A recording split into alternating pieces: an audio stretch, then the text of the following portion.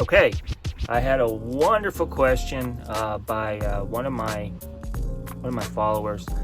He asked me, "Hey Archer, with like high energy, like if you approach a woman with high energy, are you like setting yourself up for failure? Isn't it kind of better to be calm, cool, and collected?" Well, it depends on what your style is. Like if you're normally an outgoing and like bubbly kind of guy, yeah, I mean trying to approach women with like a high and bubbly attitude might scare them off. I think in general you're better off playing to the side of, cool and collected versus like high energy and like super happy and like perhaps overly friendly. You got to kind of look at things from a woman's perspective, depending on like how attractive she is. If she's like an 8, 9, or a 10, she's used to getting all kinds of attention. So you have to like realize that she's probably got guys maybe approaching her, or at least giving her some kind of indicator of interest or some sort of validation.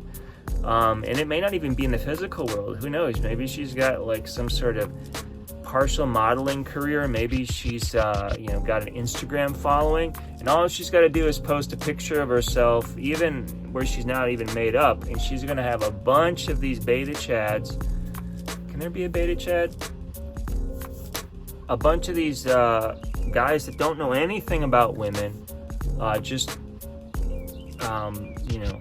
mindlessly saying, oh, you're so beautiful. You have to keep that in mind, that women, if they're super hot, they're going to have a lot of flybys, so to speak. So you have to be signal, not noise. And what do I mean by that? Signal, not noise. It means you have to be different. I kind of talk about this more like some approach tactics in my more advanced trainings, but yeah, I mean, you kind of want to, if you're going to walk up to her, you talk to her, yeah, kind of just be your normal self. Imagine that you're talking to like your grandmother. And I think one of the key elements is to remember, it doesn't matter how hot she is. She could be like the hottest woman you've ever seen in your life. I mean, you're I hate to sound crude, but your carrot could be like popping out of its hole, so to speak, right? Just like the smoking hot, the hottest woman that you've ever seen in your life. She could be that, right? Still, treat her the same. All women, you treat the same. Doesn't matter how hot she is. You say she is a second-class citizen to you. I don't care who she is. I mean, I'm not telling you to be disrespectful to her. Maybe you might give, say, the first lady a little more deference than you would, say, the lady who, cleans your house. But the reality is that they're all second-class citizens. Men are the pinnacle. Women are the assistants to the pinnacle, okay? If that sounds like toxic masculinity, so be it. I don't care. It's the truth. It's a biblical precept. Men were created first, women were created second. And who fell in the Garden of Eden first? It was the woman. She was tricked first, and she, by proxy, accidentally tricked her husband into chomping on that fruit of the knowledge of the tree of the life of the good of evil, whatever. You know what I'm saying, right? So keep that in mind. From day one, you need to just kind of say, hey, some will, some won't. So what? Next. So when you approach a woman, I would say definitely approach from the front. I always approach a woman from the front because you think about it, this is kind of more of a spiritual kind of idea, but from a soul's perspective, from a female's perspective, most all of the soul trauma that she's ever experienced as a soul, as a woman, regardless of the incarnation, most of those negative things have come from the back, right? You know, think about a guy who like might want to mug her, kidnap her, or, you know, rape her. All those attacks will come from the back, you know? But as like all the positive things come from the front, like, you know, her husband coming to her, her children running to her, you know, maybe a long lost friend or a mother or something coming at the front of her and hugging her and saying, "Oh, I love you," you know? So remember that when you approach a woman, never approach her from behind. You're going to scare her. And don't do anything like sudden.